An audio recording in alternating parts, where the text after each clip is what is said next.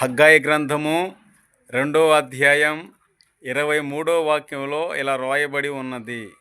నేను నిన్ను ఏర్పరచుకొని ఉన్నాను, భయపడకు. దేవునికి స్తోత్రం. దేవుడు ప్రత్యేకంగా నన్ను ఏర్పరచుకొని ఉన్నాడు. దేవుడు ఏర్పరచుకున్నాడు అంటే, ప్రత్యేకించాడు అంటే ఒక ప్రత్యేకమైన కార్యము మన ఎడల చేయబోతున్నాడు అని అర్థం. యోహాను సువార్త 15వ అధ్యాయం ఉంటుంది, మీరు తర్వాత చూడండి. నేను మిమ్మల్ని ఏర్పరచుకొని నియమించితిని అన్నాడు.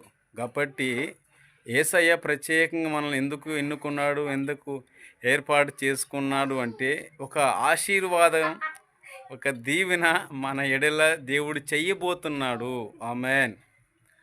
ప్రత్యేకంగా నిన్ను కోరుకున్నాడు, నన్ను కోరుకున్నాడు. ప్రత్యేకమైన కార్యము యేసయ్య చేయబోతున్నాడు. ఆమేన్.